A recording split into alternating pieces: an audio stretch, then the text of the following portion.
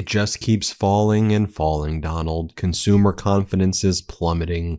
Your approval ratings are plummeting. The first 100 days in office, the worst stock market since Richard Nixon, since 1973. It's the Wall Street Journal headline. Trump's first 100 days were worse for Dow and S&P 500 since Nixon. JP Morgan just came out with their findings that they believe first quarter GDP will be negative 1.8%, not too dissimilar from the Atlanta Federal Reserve, which was predicting negative 2.5%. Goldman Sachs is in the negative territory as well. You took a thriving Goldilocks economy that the Wall Street Journal said was the envy of the world under former President Biden, and you destroyed it. And this is a real post I'm about to read for you right now. What is Donald Trump and his MAGA cult talking about? Real post I'm reading right now from Lindsey Graham. I was excited to hear that President Trump is open to the idea of being the next pope. This would truly be a dark horse candidate, but I would ask the papal conclave and Catholic faithful to keep an open mind about this possibility. He's not doing this as a joke. He's being serious. Here's Donald Trump talking about how he wants to be the next pope yesterday. Play this clip. As pope? Yeah. I'd like to be pope.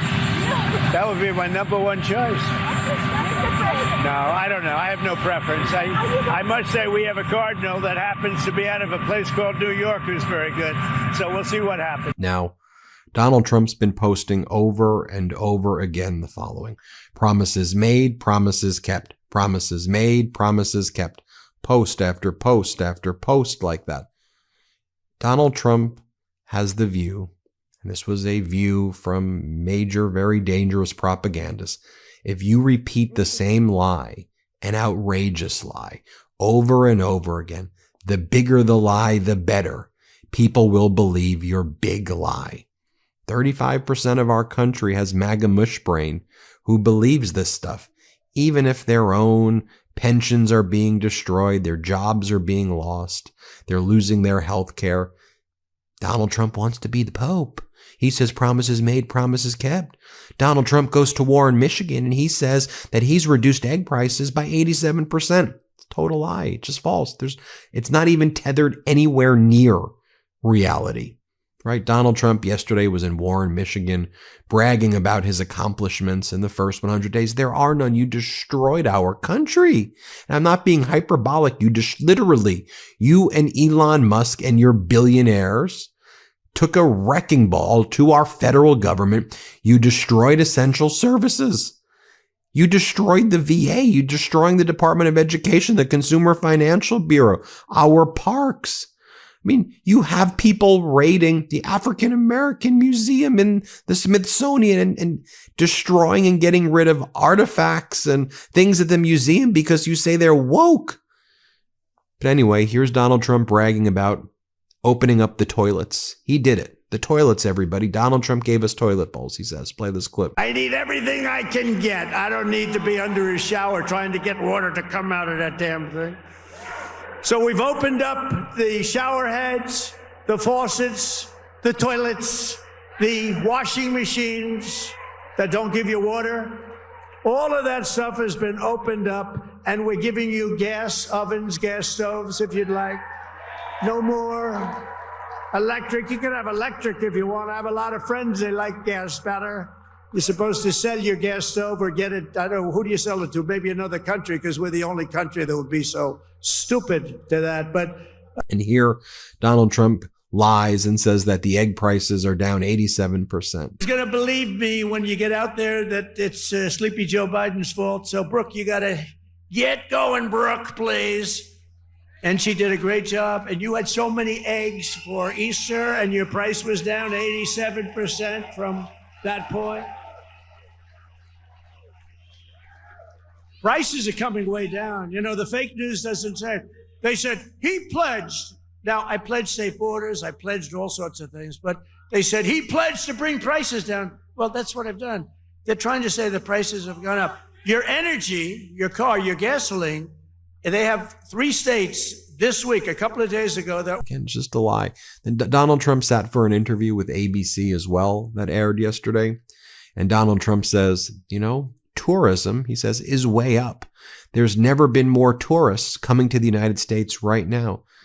It's the biggest easy lie to prove in the world. But Donald Trump says if you tell the big lie, that's all that matters. Here, play this clip. And Canadians, many of them, are really angry, furious about your talk about we're going to take over Canada, is going to become the 51st state. And it kind of is of a piece. A lot of travel is down into the United States from around the world. It feels like there's been reputational the damage. country's doing great. Well, prices are down. Not the tourism. Gasoline's down. Energy's down. Tourism is going to be way up. Wait till you see the numbers. The tourism is way up. Not now. Now, Canada, tourism's doing very well. We're doing very well. We're doing very well. Wait till you see the real numbers come out in 6 months from now. Wait till you see the numbers. But do you think, I'm going to ask you, if I may, do you think that... And again, tourism right now is plummeting. Canada's boycotting the United States. They've gone elbows up. Europe ain't coming to the United States. Australia, they ain't coming to the United States. People who are planning trips to visit the United States, they ain't coming. They don't want to be locked in detention centers or concentration camps and be cavity searched and separated from their families and who knows, sent to El Salvador. And then even when they get here, since Donald Trump's gutted essential services, is the food they're going to eat safe? I mean, people don't want to come to the United States right now. Like, I'm not sure. You could put it in the comments if you're from another country so that you can let Americans know. Foreign countries right now view the United States like North Korea. Like they're not coming. Like they're like, we don't want to come there right now. Why would we come there? Right. So let me talk about this as well. United States Trade Representative Greer. So he's now telling, this is real, he's telling GOP senators that there are some countries coming to the table for tariff talks. He says, but Europe's not engaging. Europe doesn't really want to do a deal right now. But one of the things that Trade Representative Greer talked about is how Madagascar knows what we want. Cambodia and Vietnam know what we want. We are clear, but Europe ain't getting it. As Carl Quintanilla says, well, at least Madagascar, according to Greer, is going to kneel before us. I'm glad that that's their priorities. You know, when you go and you look at like who Trump thinks is strong and who Trump thinks is weak, shows you what a weak and pathetic person he is, right? He thinks Viktor Orban in Hungary, who basically turned Hungary into like a failed state, he thinks Orban is strong. Massive inflation there, in contrast to their neighbor in Poland in Eastern Europe, which is a thriving democracy. But Trump thinks Poland is weak and he thinks Hungary is strong.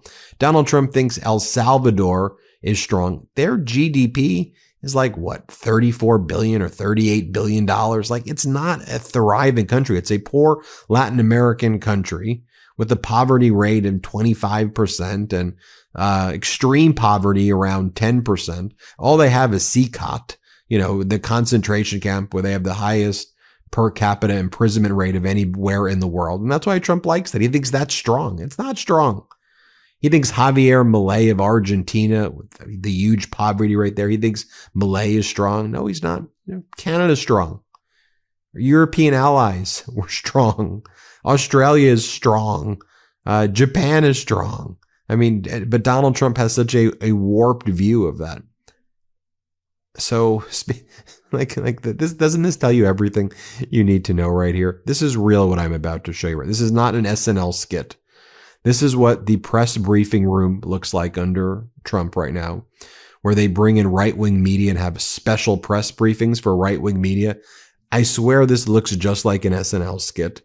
And the questions are trolling or truthing. This is how they ask. Trolling or truthing? Taking over Canada? Trolling or truthing? Watch this. I was wondering if you'd indulge me in a quick round of Trump trolling or Trump truthing. Sure, let's do it. Okay, good. Love it. Rapid fire. Greenland joining America. Definitely Trump truthing. Canada becoming a 51st state. Trump truthing all the way. And the Canadians would benefit greatly, let me tell you that. Eliminating the IRS. I think that is a optimistic goal, and the president, so I would say we're on the side of truthing there for sure. And the president, again, wants to see tax cuts, and he wants to see this massive revenue that we can gain from tariffs as well, which will create the external revenue service. So that's a definitive goal for sure. And most importantly, Trump 2028. Trump trolling, although the hats are flying off the shelves. Yes. I mean, I'm just thinking about how China's looking at this, or just anybody. I mean, like Canadian Prime Minister Carney, former central banker, looking at this, how they're looking. They're like, what the hell is going on there? What in the Kim Jong-un is this? Let me tell you what China's saying right now. China is responding to Trump tariffs with defiant propaganda clip comparing making a deal with Trump to drinking poison to quench thirst. This from the China Foreign Ministry, bowing to a bullies like drinking poison to quench thirst. It only deepens the crisis. Speaking about crisis and crises, we learned that Pakistan has credible intelligence that India intends to launch a military strike within the next 24 to 36 hours. That could happen any moment right now. Donald Trump creating more instability in the world right there. UPS announcing 20,000 job cuts at 73 facility closures as Amazon reduces its volume. And what did Donald Trump spend yesterday doing as well? He called up Bezos and told Bezos to not put on Amazon the additional costs to consumers because of Trump's tariffs on the Amazon website. On Amazon, they were going to list the prices of what the additions to the prices from tariffs. And Donald Trump and his regime called that a political hostile attack, and then said basically Bezos is just aligning with his friends in China and like acting like Bezos is like a Chinese agent. That's like what they were saying. And then Trump called up Bezos and made Bezos take it down. So you remember during COVID where Trump was like a miracle, it's all going to go away, and don't test. If you slow down the testing, we don't know about the disease spreading. So we don't know so less cases, less testing. It's a version of that. This is Donald Trump. He's a vile piece of trash. He's got a warped psychopathology. Like that's Donald Trump. Like he's a loser. He's bankrupted companies in the past. He's a big loser. He's not a builder. He's a destroyer. And this is just one of the things that he does. Don't deal with the problem, cover it up, and then it doesn't exist. See, Donald, it's not the way the problems work. Problems get worse when you don't address them. And why I call your regime a Ponzi scheme presidency or a rug pull presidency is that it's cover up after cover up after cover up. And then eventually, you know what hits the fan, and then there's a bankruptcy and there's an explosion. That's where you're heading. This is where this is heading to. If you look at our ports right now, you know I cover our ports. Freight volumes down significantly. Trucking volumes down significantly. Port of Seattle, not a lot of ships coming in. Port of Long Beach, not a lot of ships coming in. You go look at Shanghai, you go look at other ports in China. All the ships are there. And by the way, you know, they're just not coming into the U.S. $2 trillion in trading relationship with China is basically an embargo right now. For what? Like for what? And as China strengthens its hand internationally, and Trump and these idiots are crushing our economy. The way I've described it, and I'll describe it again. In a tsunami, the shore recedes, right? And then the tsunami hits. We're in the shore receding period. And with all of that, Trump's stock market, the worst since 1973, even though the tsunami hasn't hit yet. The tsunami's going to hit. How do we know that? Because we can see that the ships aren't coming into the port. We're not getting the products. That's why we're seeing the market, the lending markets dry up. We're seeing that happen. We're seeing layoffs start, and it's going to get worse. These things, and you're going to see this week the GDP report, and it's not going to be good. And then the markets are going to be like, whoa, where did that come from? It's right in front of our freaking faces. If we look at data, read the charts, read the graphs, study the numbers. That's what we do at the MeidasTouch Network. Hit subscribe. Help us get to 5 million subscribers. By the way, did you like that governor town hall we did last night?